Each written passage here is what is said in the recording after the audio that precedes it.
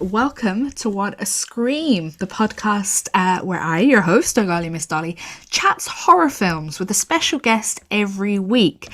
And in particular, we chat about a certain theme or subgenre of film and two films that we feel perfectly encapsulate that theme. So this week, my special guest is Rogue Aurora, drag artist extraordinaire, and together we are chatting about horror comedy, and whether comedy and horror go together well or not. The two things that strike me about horror comedy is the separate genres of horror and comedy are two types of film that elicit real big emotions from people. They are both genres that are very cathartic for people to be watching. You know, if you've had a bad day, you can either stick on a comedy to have a few belly laughs, or you can stick on a horror and live through your negative emotions on screen without actually going out and killing people. So the genre of horror comedy is quite a strange one. It has to kind of have that good balance of laughs and horrific moments. So the two films that myself and Rogue Aurora chose is 2004's zombie comedy Shaun of the Dead, directed by Edgar Wright and starring Simon Pegg and Nick Frost, as well as a whole ensemble cast. It is a British set comedy, part of the Cornetto trilogy. The second film that we chose is Cabin in the Woods. It is a 2011 film, and it takes the horror genre, the slasher genre, and kind of turns it on its head. It is a film that is directed by Drew Goddard, and it is produced by Joss Whedon. So here is my chat with Rogue Aurora about horror comedies. So I would like to welcome to the podcast Miss Rogue Aurora. How are you? Hello. Hi, lovely. I'm doing great. How are you? I'm good, thank you. You are looking absolutely divine. Oh, stop. Unholily divine. Of course you did. Well. And how are you getting on in your little corner of the country? Pretty well, all things considered. I'm going mad from being essentially in a 10 by 10 box. Yeah. But no, I work from home. I spend a lot of time working from home. So I try to divvy up the mundaneness of my day job by turning myself into a hooker clown, apparently. Those are the best kind of clowns. Exactly. Actually, I have to say, I listened to the clown episode, and I'm very, very offended you didn't think of me. Well, I asked Mello because I just thought, you know, Mello likes, really lovely, they like to do the clown thing. So I was like, yeah, I mean, I'm quite nervous about clowns. So No, put it lightly. Like I'm joking, but oh my God, clowns really do they're on the same level as porcelain doll for me. Yeah, same. Yeah. I just think it's anything that's childlike kind of freaks me out a little bit. Yeah. So do you want to tell us a little bit about yourself and what you do? Sure thing. Hello, everybody. My name is Rogue Aurora. I am an Irish drag queen who loves horror movies. I have a previous history as a Twitch streamer, during which I would actually play mostly horror games. Took a break from that now, and I'm verging on just doing my makeup and talking about horror movies, which are two of the things I love. And what horror games are you into? Because I'm just getting into horror games, so I'm like really? Oh yeah, that's right. You did an episode on them recently, right? Yeah. Horror games. I just finished Resident Evil Village a week ago or so, and it was fantastic. Bloodborne is a huge one for me. I really like Bloodborne. Games like The Little Night. I can't speak. It's always when you're trying to record yourself you can't speak. I love games like The Little Nightmares. Just to name a few. Those would be a few. Yeah, I did like 5 minutes of Little Nightmares, but I couldn't take how dark so it was. It was just really dark, and I was like, I can't see anything. And I know that's the point. I sound so stupid because I know that's the point, but I'm really getting into Until Dawn at the moment. I quite enjoy that. I love that game. I adore that game. It's so good. Yeah, I like how cinematic it is. Mm-hmm. That's a really good one to play with friends, especially if you've played it before, because you're kind of like letting them make the choices. Yeah. A little bit diabolical, which I like. So what got you into horror, and what was the first horror film that you ever saw? The first horror movie I ever saw. So it's kind of weird because the only thing that would shut me up when I was about a toddler, like as soon as I could walk and talk, my parents would just put me down in front of the TV because it was the Yeah. only thing that would shut me up. And the first technically horror movie I remember watching and being obsessed with was Gremlins, and Okay. I've checked it on Letterboxd. It is a horror movie, Yeah. and yeah, I don't. That was like the first one I remember. Just like it was on repeat. I was Yeah. obsessed with it. I would just watch it over and over again. Then it was actually. I think it's really apt that we're talking about horror comedies specifically because it was horror comedies that were kind of Yeah. like the stepping stone into the Yeah. genre. So off Gremlins, I was obsessed then with Beetlejuice and Edward Scissorhands, and those would have been like the most nostalgic movies for me, but definitely the ones that kind of went, "Ooh, what's all this about?" Yeah, I definitely agree. Like that, especially Tim Burton films, they seem to be that stepping stone into Exactly. horror. Yeah. Like I remember being very young and seeing Beetlejuice and Edward Scissorhands Mm. and being majorly creeped out by them, but I loved them at the same time. Yeah. Same. So yeah. I think it's there's like a certain especially with Burton, there's just this certain kind of I don't know if uncanny valley is the right Mm, term, but especially in like Edward Scissorhands when it's very like exaggerated yeah. aesthetics, you know, and that kind of stuff. I was kind of like, ooh, I'm creeped out, but I kind of enjoy it. Yeah, I mean, if you think about Edward Scissorhands, it's completely creepy. Like Mm, this boy it's was insane. made and he didn't have hands. The maker didn't finish his hands before he died, so he put scissors on his hands. Like Yeah, it's it's pretty messed creepy. up. Yeah, no, Like, when you like stop to think about the actual subject matter, you're like, why are we letting kids watch this? yeah, this isn't nice. Yeah, this probably isn't the best idea. And I mean, I can't make the argument that I turned out fine because look at me. Yeah, I can't say that either. Do you remember what the first horror film that you watched that properly like scared you? Hmm. I think it was Texas Chainsaw Massacre. Oh wow, okay, yeah. That was to this day I love that movie. I absolutely Yeah. adore that movie. But I can only watch it every. I have to really be in the mood to watch it because Yeah. it still gets to me to this Yeah. day. The one thing I love about Texas Chainsaw Massacre is there's barely any gore. It's Mm, mainly what you hear or what you can't exactly, see. exactly. They leave it up to your imagination in a sense. Yeah, Um, but if you ask anyone, they're like, "Oh yeah, it's so gory, it's so disgusting." You're like, there's very "Well, little gore in it. yeah." Yeah, it's crazy. Yeah. And does your love of horror kind of influence your performance and your art? I would definitely say so because kind of you know I do try to experiment with Mm-hmm. drag a lot. I think after I kind of came off Twitch, you know, I think I kind of went through an emo phase with my drag Hmm. where I was very much like I'm the goth bitch. No one's going to tell me what to do. Can I? Is it okay if I curse and use foul Yeah, language? of course. Yeah, yeah, So like I thought like I'm going to be the goth bitch. No one's going to yeah, know what hit them. And then like after a while you realize like that's not that doesn't give me much character, does it? That's very kind of weak. So I do kind of experiment with kind of like you know I still have like the goth aesthetic which I love, hmm but I do like to mix in kind of like more like retro style, vintage style yeah, pinup stuff, and then horror comes into it just because I used to do some cosplay style looks as well. So kind of heavy influence there. I would love doing like Halloween looks and stuff like hmm that. Maybe not necessarily straight up cosplays, but definitely looks that are influenced by a certain character as yeah. well. And it's something I intend to do more of going forward as well. Just kind of it's drag, but you can definitely see like hints of another character in there. Yeah, Hmm. that's great. So let's get into our theme for this week, which you previously Yes. mentioned is horror comedy. Now, how do you feel about this subgenre of horror? I think it is possibly one of my favorite subgenres, to be honest. It can be terrible, don't get me wrong. There are some really bad examples, but I think for the most part, it's an interesting mechanic to kind of explore. Um, it's an interesting mechanic to kind of explore certain aspects of horror or certain ideas that Mm, might not necessarily be easily accessible. yeah. So, you know, movies like What We Do in the Shadows, what would Hmm. vampires who've survived hundreds of Yeah. years be doing today? You know, and I think like having Taika Waititi have his take on that, uh, like a pure comedy movie, but kind of very terrifying at certain times as well. Yeah. Mm. And so I take it you obviously agree that horror and comedy can meld really well together Oh, when it's yeah. done right. Definitely, 100%.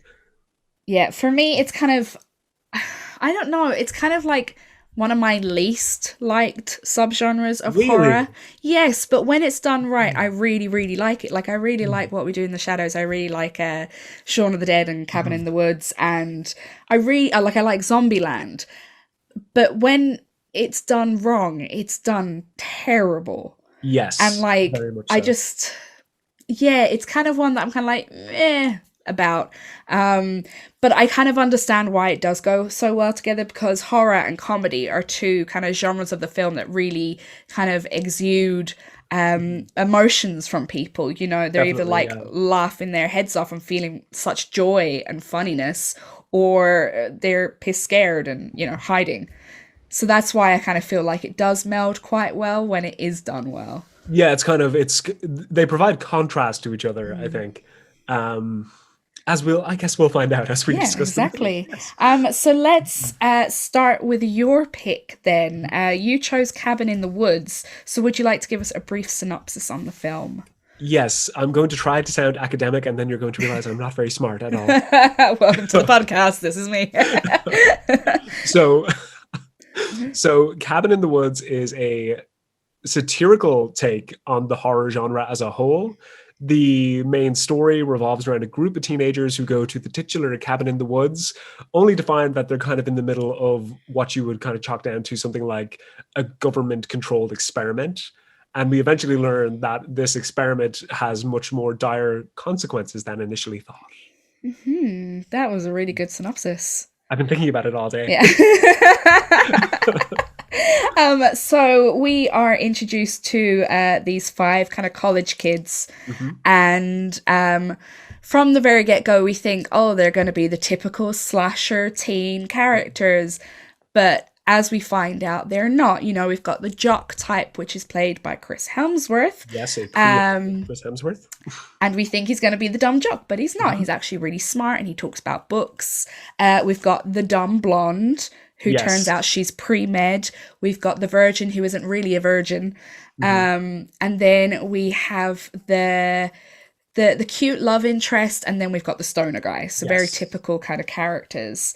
All the cliches. Yeah, and so they go to this cabin and they find a basement Mhm. and they read a diary and they read Latin out loud, which is something you should never do. Exactly. Never do. They even like the stoner character kind of takes on the role of the audience. And he's like, oh my God, don't read the fucking Latin.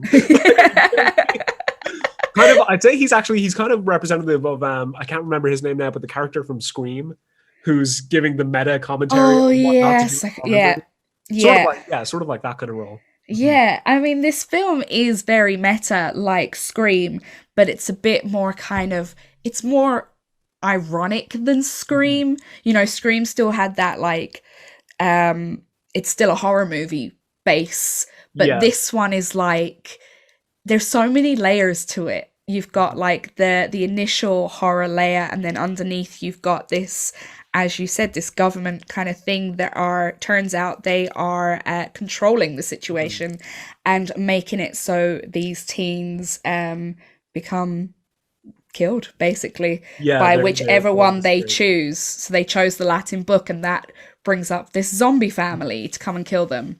Yeah, and it's really, I think, like we talked about this, how Excuse the comedy and horror kind of contrast off each other, me. or complement each other, I guess. But those that sequence where they're picking, you know, the Mhm. different trinkets that will Yeah. trigger whatever. So the premise is whatever trinket they pick will trigger what's going to cause their death. Yeah. And it's interesting seeing, like, you know, you have the conch, which is the Mm. merman, and you have like the necklace on the mannequin, the bridal dress Yeah. thing, and then there's like the sphere version of the The cube puzzle box. Yeah. from Hellraiser. Yeah. And yeah, it's really cool seeing that sequence, which is shot like a horror movie. Like Yeah. you do feel like you're watching Evil Dead or something. Yeah. And then it cuts to the two guys in the lab, and they're just like, "Fucking pick the thing!" Like it goes from feeling like a horror movie to a comedy movie, but it doesn't break the pace, which is really Yeah. interesting. Mm. Yeah, we definitely have that. So we've got like the government, the two government workers who are kind of the head of the American organization. We find out there's a lot of different organizations all over the world. Exactly. We've got the Japanese one going on at the same time, where it's like this ghost in a classroom. And we find out that these two guys are engineers Mhm. almost. Excuse me. And they're kind of like the comedic relief. Exactly. You've got the kids in the cabin, that's the horror bit, and then these two government workers are the comedic relief. And they're so funny, and they're so, just the way they bounce off each Yeah, their other, chemistry is amazing. It's it's, so yeah, good. it's Um, hilarious. I mean, the guy that's like, please pick the conch, please get the conch, and he's like, you're yeah, not going to get a merman. He's like, I want yeah, come on. He never lets it go as well. Like, a at the end merman. when they're all like, oh, spoilers are okay. Yes, we can do spoilers, yeah. Fantastic. But at the end when like everyone's going, yeah, good job, everybody, well done. And then that dude's just like, yeah, but like, would have been better with a merman. So we see these kids in the cabin and they are being kind of puppet mastered by this government organization, and they are being turned into their stereotypes. So we see the blonde girl, and Jules, and through her hair dye, because she has newly bleached her hair blonde, It's through her hair dye, they've been like putting chemicals in her. So she acts like the whore, which is their word, not mine. And then we see Chris Helmsworth character Kurt, who is the athlete, mhm. and they are pumping chemicals and pheromones into the house to make him more dumb and make him more, toxic. Bro, Yeah, more like a bro. they literally inject him with toxic masculinity. Yeah. Yeah. And so they need the whore, aka Jules, to die first, and that she does. Mhm. It's pretty gory, this film. That's it. Yeah, as well. The effects for a horror comedy movie, the effects are second to none. They're fantastic. Yeah. Mm. I have a little fact. The special effects, the makeup, and the monster costumes were done by Heather Langenkamp, who Yes. is Nancy from A Mhm. Nightmare on Elm Street, and Yeah, her her company. husband. Mhm. Yeah, I thought that was so cool. It's Another no, little I found nod. that like, no way. Good for Yeah. it's really cool because like she I've seen a few interviews with her and she's kind of just like not only a veteran of the genre, but you can tell she still has such a love for it Yeah. as well, which is just so heartwarming to see. Yeah. Yeah. So after these kids are kind of chased by this zombie family, they try and get away. Unfortunately, Kurt and Holden die Mhm. trying to get away.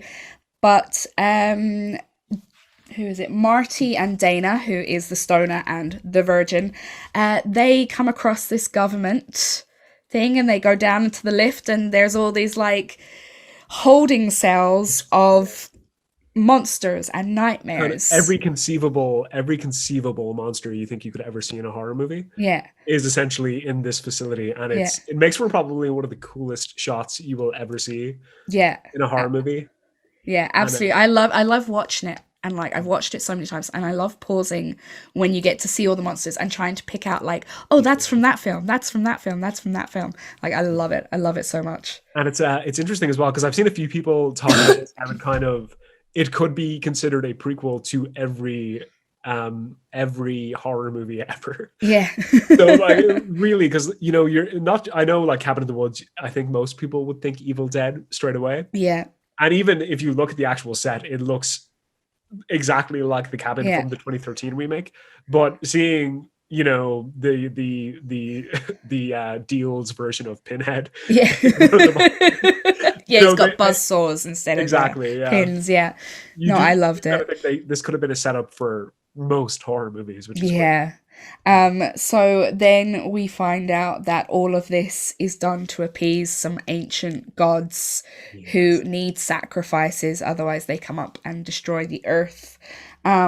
And then we have Sigourney Weaver just pop in, make a little appearance. An absolute boss as well.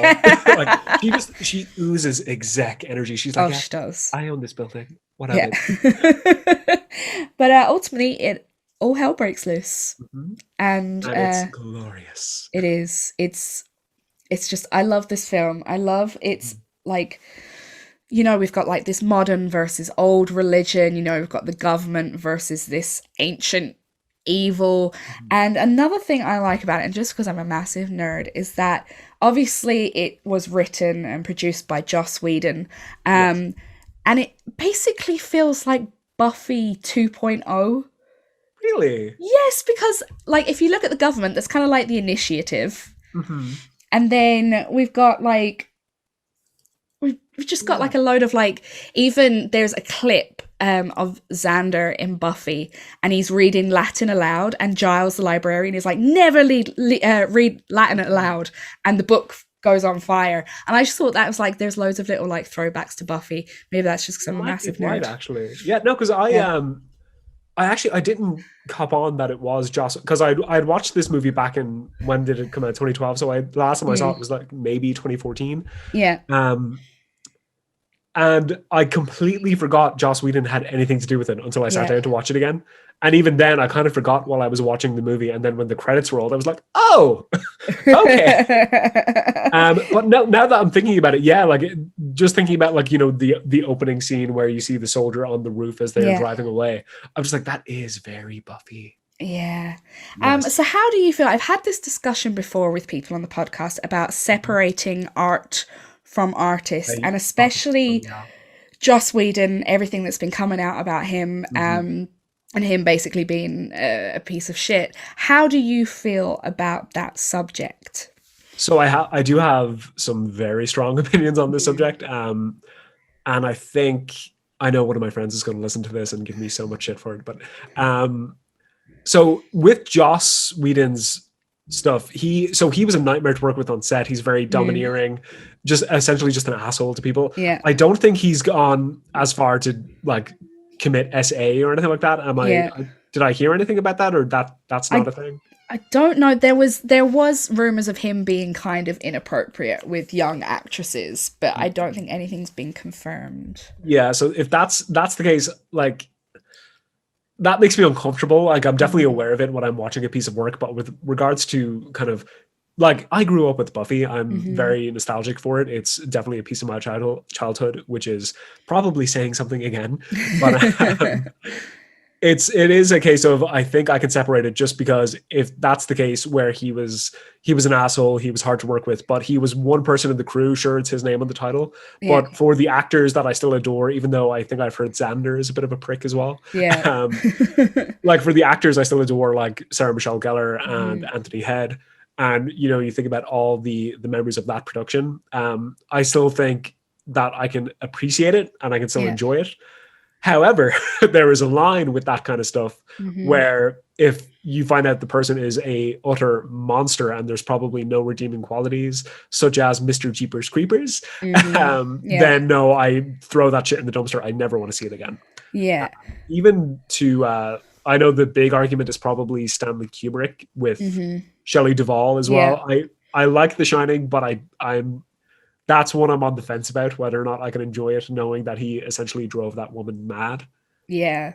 It Yeah. is it is very difficult because like I've said this before, when it comes to musicians, you can definitely draw the line, because you're like with musicians, their music is their voice, it's their lyrics, it's their thoughts, it's their world, it's kind of just them.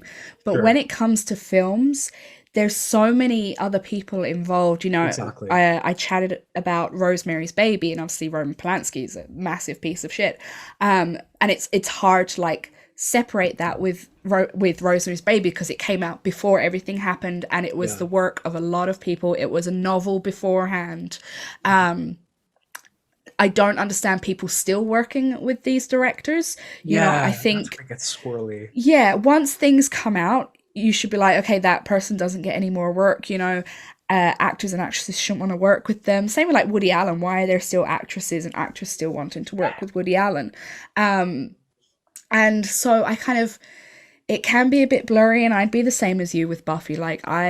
Buffy was my world, and it was Yes. like one of those things that I grew up thinking, you know, especially AFAB people and femmes and women were always taught that like, you're not strong, and you're not the one to kick ass, and you have to be Exactly. saved by a man. Whereas Buffy came along, and it just turned it all on its head. Yeah. Yeah. That. I think that is the first piece of media I remember doing that, where it's just like, Yeah. oh no, the women here are badass. Yeah. See, Yeah. and the guys kind of take a back seat, which we appreciate. We stand. Yeah. Yeah. So back to Cabin in the Woods. It is said that the writers, so the director Drew Goddard and Joss Whedon, who also wrote it, that it is an homage to horror, but it is also a satirical take on torture porn. How do you feel about that? A satirical take on torture porn. So apparently they were just like really fed up of all this torture porn and being like, that's not horror, that's not real horror, that's just being gory for gory's Yeah, sake. because don't get me, because like torture porn was done to death by the end Mm, of the noughties. yeah, But I don't like thinking about the gore sequences. They're fantastic, but they don't scream torture porn to me. yeah. And Um, the way sorry. I kind of took it was like the government guys are meant to be like the audience, Mhm. and it's almost as if when we're watching, say, like torture porn or stuff like that, it's like we're taking part in Passively, torture porn. yeah. Yeah, yeah, yeah. Where we are the people that are like kind of deciding this torture porn and how big it got, because if we look at Saw, if we look at Hostel, Mhm. they were big money earners in the cinema, and it was That's because because we kept people. going to see it. Exactly, and that's how I kind of took that with Cabin in the Woods. What do you think? No, no, I do agree with that. I don't know. Like, I'm just thinking in terms of gore, I wouldn't chalk it up as like the same Yeah. level as those movies, but definitely in terms of kind of, maybe people have stern opinions on gore and torture porn, but Hmm. there's a reason these movies made money. And regardless of, say, my opinions now, Yeah. I still bought a ticket. I still went to Yeah. see it. But I do think they really do make a like one moment in particular sticks out to me, and it's when it's at the very end where they're kind of celebrating and they think, "Yay, we've done it! We're not going to die." Yeah. Um, where the the younger of the two engineer dudes, Hmm. he's sitting down and he's kind of looking at the Virgin character. I can't remember her name. She's getting thrown around Dana. on the pier. Dana. Yeah. She's getting thrown around on the pier, and he kind of, for a second, very tender moment, he's just Mm. like, "But I'm kind of rooting for this girl. I mean, Yeah. she's come so far and she's persevered and she's done so much." And it's just like word for word textbook definition of the final girl. Yeah. And it's just like, this is how meta it gets, where we're starting to identify with the character and the struggle she's actually been through. And Yeah. then like, oop, I got distracted. Yeah. And then he's like, Yeah. tequila. Yeah, tequila is my lady. Yeah. And that's exactly the same. Like when we are watching horror and we see the final girl, and we're like, yeah, we're really rooting for her. But as soon as we see a gory bit, we're like, yeah, You kind of more. rooting for the kills in a way as well. Yeah. So out of like, would you recommend Cabin in the Woods to horror fans? Oh, 100%. Yeah, definitely. Maybe not if you're someone who like, if you're very precious about your horror and you don't want Yeah. certain ideals of that horror being challenged, maybe it's not Yeah. for you, sweetie. But Yeah, there was a lot of talk of people feeling like it kind of took the piss out of horror and it, subjected it to yeah, just crap. Whereas I don't think it was. I think it was more of an homage to I horror think I think it, films. I think it can be both. I think like you can love something, you can respect something, but you can also take the piss out of it a little bit. Yeah, And definitely. I think it does a good job at both. Yeah, I don't think you should take. I definitely don't think you should take horror too seriously. I mean, coming Yeah. from a person whose like career kind of based on horror, you Yeah, definitely shouldn't take it too seriously. exactly. Yeah. So let's move on to the next film. Very. So we kind of go from very American horror, and we go to Britain, and Yes. to a very quintessentially English horror. So I chose Shaun of the Dead, which is a 2004 zombie comedy directed by Edgar Wright and co-written by Wright and Simon Pegg. It's the first installment of the Cornetto trilogy, which also includes Hot Fuzz and World's End. Um, and it is basically about our main character Shaun, and he's working in a dead-end job, and every night he goes to the same pub with his mate, and his girlfriend's getting fed up of him. Mhm. And while all of this is happening, there is a zombie apocalypse happening at the same time.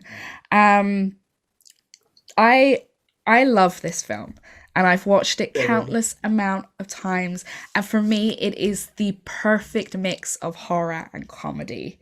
I totally agree. I was watching it. I rewatched it last night, Hmm. and like I didn't even watch it that long ago. I think when the world started shutting down, myself and my partner, we thought about watching 28 Days Later, and we're like, that Too might be too serious. real. That might be too real. Let's watch something a Yeah. little more lighthearted. And we stuck Yeah. on Shaun of the Dead, and I was like, oh, that's amazing. And then when you suggested it, I was like, oh yeah, I get to watch it again. And even like I was watching it more with a critical eye this time, and Hmm. again, perfect contrast of horror and comedy, Yeah. and in particular, very British humor, which I love it because it's more blunt than American humor as Yeah. well. And I think it doesn't sugarcoat things. I think even when you take American zombie films and, we always have the hero and somehow they know exactly how to shoot a gun and they know exactly how to kill a zombie and, they're Mr. Flippin' Rambo when it comes to zombies and they get the girl and blah, blah. Whereas this, I think Shaun of the Dead is a very honest take on what would actually happen to an Totally. everyday person. That's yeah, no, because like I think Simon Pegg he talked a little bit about it like Hmm. when him and Edgar Wright were like coming up with the idea, Yeah. and it's just like they were watching Night of the Living Dead, and Hmm. of course this movie is like a massive homage to that Yeah. movie, but Simon Pegg just saying like, oh, that's crazy. Imagine if that happened to us. Yeah. That is literally like two stoners just going through the end of the world. Yeah, I mean, we Okay. have this kind of the first sequence we see is him going through his everyday life. So, he's going to the corner shop, he's going to work, Yeah, and we are introduced to this idea that everybody, even before they become zombies, they're zombies. kind of a zombie already. Yeah, Yeah, because going they through are the motions. just floating through everyday life, not doing anything, doing the same thing over and over and over again. And everyone's kind of mindless looking at their phones or, Yes, and we see him just kind of go through it. And even when the zombie apocalypse happens, he doesn't notice because he exactly. gets He's just up. looking Yeah. down all the time. Yeah, he gets Um, up and he goes and does his everyday things, and he slips on a puddle of blood in the corner shop, I was like, and he whoa, he's like, whoops, "God, sorry. clean it up in here." And the first time they himself and his roommate Ed find a zombie, they don't know what to do. They Yeah. think the person's drunk, and that I feel like that is exactly what would happen if the Oh, everyday definitely. person came across a zombie. They'd be like, "Ooh, Definitely as well, because like especially because they kind of pepper those sequences of like they have the paramedics checking someone in a yeah, car, and then like Sean's on the bus and he sees someone pass out at the yeah, stop. So you kind of have like the force, like they're building up to what is inevitably coming, yeah." and then they still don't have the cop on when it actually goes down. And they're like, "Oh, I love as well so when good." they're flicking through the news channels and Yes. it's like they've got the Smiths Oh, Panic on the streets of London and then it's like it goes through all the newsreels and it's fantastic and it's like this sense of foreshadowing. Like the yes. whole start of the film is like a sense of foreshadowing. So we have all these news reels that are basically telling them what is happening and they don't realize it. And we've even got there's a little dialogue with Ed where oh what is it, Ed is like they're like, oh, what should we do? And Ed's like, well, we're gonna do this and then go to the Winchester just in time for shots and blah blah blah, and he goes through basically the whole of the film and Yeah. what happens in the film.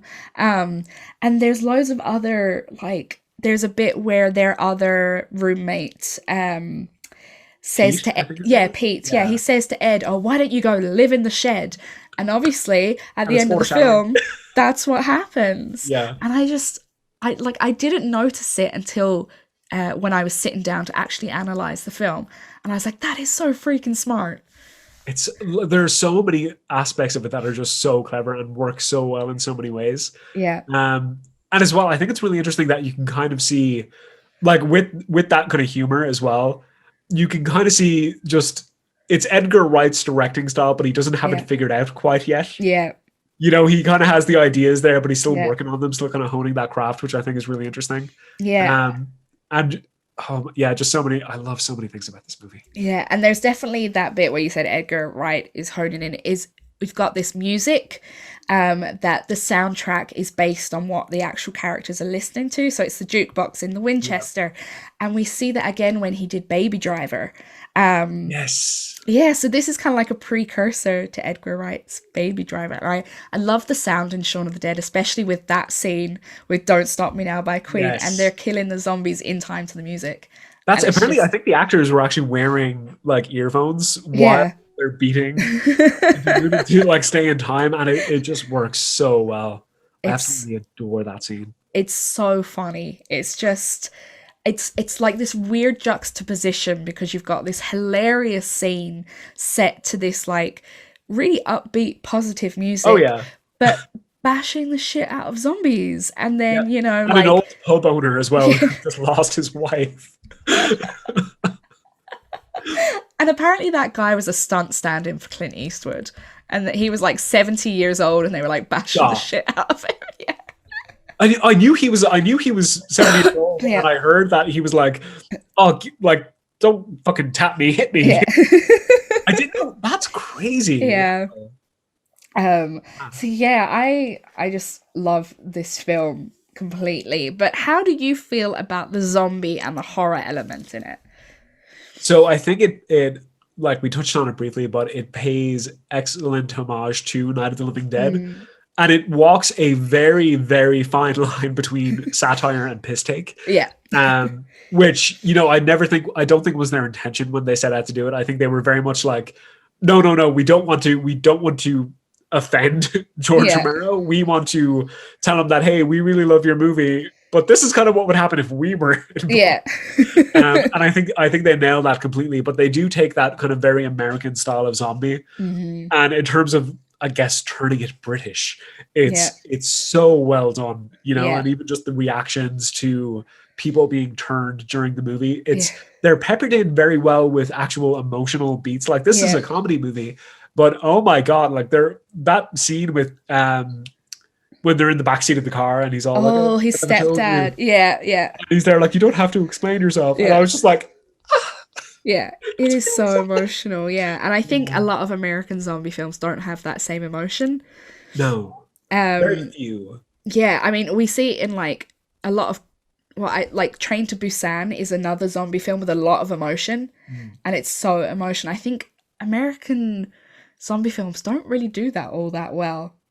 Whereas like here in Shaun of the Dead, we've got that comedy, we've got the horror, and then we've got the emotion for like his stepdad and his mum, and it's so sad to see this family Yeah. dynamic, and you know, and then that's set against scenes like when David gets ripped apart by the zombies, Iconic. and there are intestines and guts going everywhere, and it's gore upon Yeah, gore, and but it's it's hilarious. Like, It's so good. Apparently, I think they had to that scene where Dylan Moran is like ripped through Yeah. the window. I think the zombies were actually members of the effects crew Okay. who knew how to take apart the cadaver. yeah, So they knew what had to come out first, so they didn't mess up the take. Which is just like it's obviously they had like a very limited budget while they were doing Yeah. this, but they used it so well. yeah. Yeah, It's it's just brilliant. immaculate. Yeah. This film, I love the way it kind of, not only does it throw like a homage to, say, Romero's zombies, but it also, in the way that it depicts kind of the everyday workers and their zombification even before they're zombies, it kind of throws it back to the original zombie, which was just someone, not even a corpse, it was just someone who was kind of like being forced to work kind of against their will. They were being mind controlled to work, and that's basically what modern day capitalism is. Yeah, it's because I think like obviously if you listen to Edgar Wright or Simon Pegg, they have very strong opinions about capitalism and today's modern society. Yeah. But even then, like it's crazy to see, and I've seen this in a few movies now, where that kind of social commentary back in, I think this movie was 2004, way more relevant today. So Mm-hmm. Yeah. much more scary, like how much Yeah. this brings home.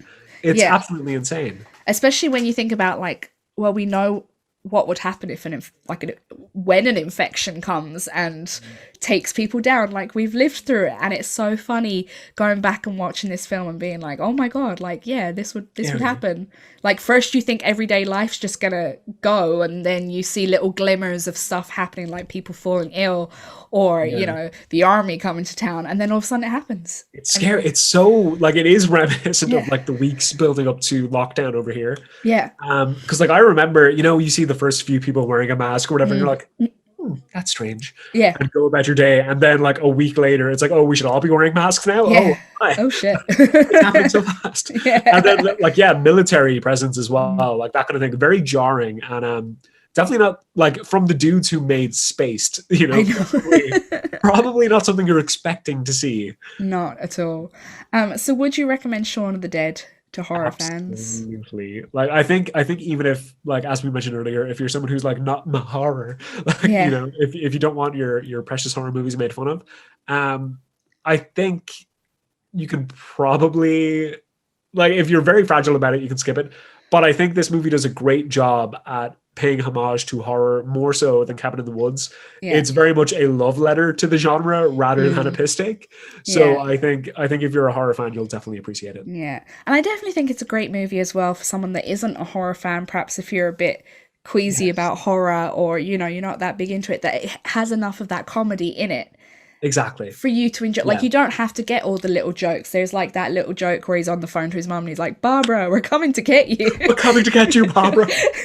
So I even like, I swear to God, last night I was like, like lying back in the couch like this, and I even like, that Leonardo DiCaprio meme where he's just Yeah. like I was like, I understood that reference. Yes, But like, even if you don't get those references, you can still enjoy it and you can still laugh. And it's just a definitely. really well made film. Yeah, it's quality as well, which is apparently some of the extras. Apparently, there's like a story of one of the extras going up to Edgar Wright and saying like he thought Edgar Wright in his everyday clothes was a Yeah. zombie. So one of the stand-in zombies walked up and he went, "Oi, straight to DVD, this one." And Edgar Wright was like, "Fucking thanks." Like, cheers. Imagine that I gotta happening. hear it, man. Sorry. Yeah, it's fucking mad, and it turned out so well. It is Oh, it really high did. tier horror. Yeah. So out of the two films, which one would you choose over the other?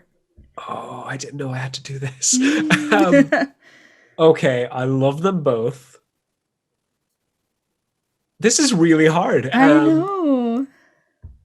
I love them both.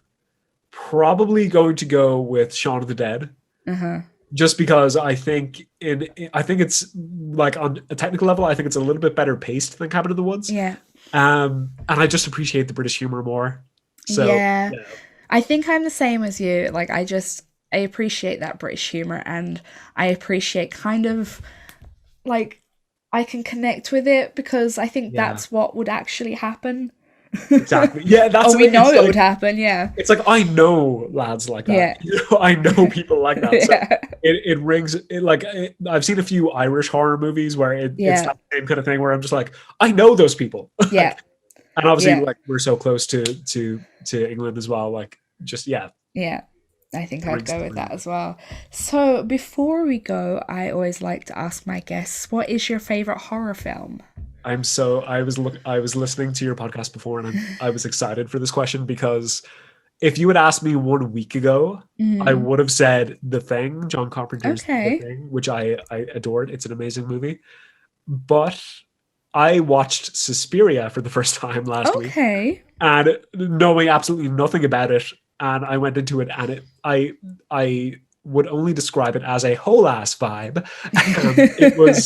It was surreal to watch, and it's kind of like I don't know why. I know it's in the 70s, Yeah. but it's the kind of thing I think of when I think of 80s, Okay. which is strange. It hit the right note for me, and I'm trying Yeah. to like analyze it on a technical level.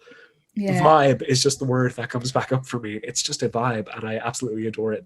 Yeah, I mean, Suspiria is just, it's really a one of a kind horror. It is. It's just, it's so, it's so Dario Argento, it hurts. Yes. Yeah. And e- even the set pieces, the colors, everything is so rich Yeah. and just so immersive. That's it. Like I don't know what it is about this. The first thing that stood out to me about it was the cinematography. Hmm. I saw the way this movie was shot, and I don't even think I gave a shit about the plot at that point. I was just like, this movie is gorgeous. Yeah. And as well, like the first you said, like the colors are very vibrant as well. But like I think most shots are very well accented. So Yeah. you have like say a room that's mostly blue, but then Mm. the headmistress of the academy, I can't remember her name, but her red nails and her lipstick Yeah. are dark red, so it just Yeah. sticks out and it accents the entire shot, Yeah. and it's just beautiful to look at. Yeah. You know, it's part of a trilogy. Are you gonna? I did not know this. Yes, it's part of a trilogy. I think it's I, called. I think it's called the. No, it's there's Inferno, which is the okay. next one, and I cannot remember for the life of me what the third one is, but it's part of a trilogy anyway. And of course, Dario Argento did a lot of giallos, which are the Yes, precursors to yes, slashers, yes. and his giallos are fantastic as well. Oh no, I'm definitely going down a rabbit hole now because of this. The Yeah, the one thing, like after finishing this movie, I was like, okay, well now I have to watch the remake because I know there was a bit of controversy about that. yeah. So I was like, I need to see that. And I know a few people who said they prefer the remake. Okay. And right now I'm just like, how could it be better? How could it like that soundtrack as well as Oh like yeah, the the Goblin goblin. Yeah, soundtrack? Oh yeah, my god, I was fucking dead on the floor. Like it connected with me. yeah. Yeah. I oh my god, I it's just so definitely funny. think you either like one or the other. I didn't really connect with the remake, and I think it's because I saw a version that had no subtitles, and a lot of it is in Oh, German, and I was like, I did French in school, interesting. so I was kind of like, I have no clue what's going on, so I couldn't connect to it as I'm just well. gonna nod. Yeah. Mm. But yeah, I love Suspiria. It was actually I accidentally saw it when I was very, very young. Oh, Um, okay. but then didn't know what it was. And for Yeah. years and years and years, I had no clue that it was Suspiria that I'd watched. And Oh, so it's, you heard people talking about Suspiria and you were like, oh, I haven't seen that. And then you watched it yeah, and you're like, wait a that's sec, the film. That's the it's film that that gave me movie. nightmares. So I yeah, can it definitely holds a see special why. place in my heart. Yeah, it's so iconic. Yeah. I kind of want to watch it again now, just talking about it, to be honest. And what is the scariest, like the absolute hands down scariest film you have ever seen in your whole entire life that you will probably never rewatch again? Ooh, the absolute scariest that I've ever seen in my entire Like I life. know you mentioned Texas Chainsaw Massacre, but No, because I can definitely rewatch mm, Texas Chainsaw.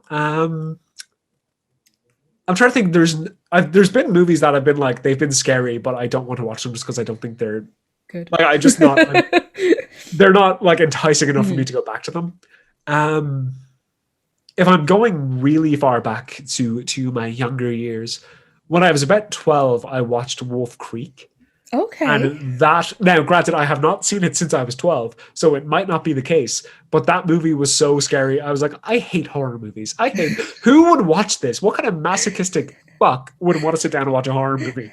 Now, see, Um, I was the same as you. I watched it way, yeah. way back as well, and I was like, "That's sick. That's gross." I rewatched it a couple of weeks ago for an episode, and I was like, "Oh, it's not as bad as I remember it to be," which says a lot about me and what I have seen since then. Yes. We're. I would say we are a very desensitized generation. Absolutely. Yeah. So thank you so much for coming on and My discussing pleasure. Thank you horror so much for comedy having me. with me. So that was my chat there with Rogue Aurora about horror comedy, and in particular Shaun of the Dead from 2004 and Cabin in the Woods from 2011. Now, what did you think of our picks for this week? Do you think there are better horror comedies out there? Do you think that we could have chose better films? Do you think that horror comedy kind of doesn't belong within the horror subgenre? It's not really for you. You don't think that the two mesh well at all. Let us know what you think on our social media. So that is at What a Scream Podcast on Facebook and Instagram. And we are also on Twitter at what_scream. And don't forget, I also now have a blog where I review books, games, new releases, and I also throw up a few kind of articles about random musings I have. And that is on wordpress.com/What a Scream Podcast, or possibly whatascreampodcast.wordpress.com. Whatever it is, you can find it on our socials. We are also on Letterboxd, and you can keep up to date with all the movies that I will be covering, as well as movies that I cover with my little sister on the mini review episodes every week. So it started off as we reviewed new releases or perhaps recent releases that may have gone under the radar, but it's become a bit more general now. Last week we reviewed Llamageddon and Killer Sofa, so we're going in a bit of a silly direction. But sure, look, if you want to hear all about that, then join us on our mini episodes that are also released during the week. As always, I hope you are staying safe. I hope you are enjoying this new spate of horror that's kind of being released, what with the opening of cinemas. And as always, I hope you are staying horrific. Goodbye. Shouldn't be scared of the Dracula. Shouldn't be scared of the mummy. Shouldn't be scared of Frankenstein's monster. You should be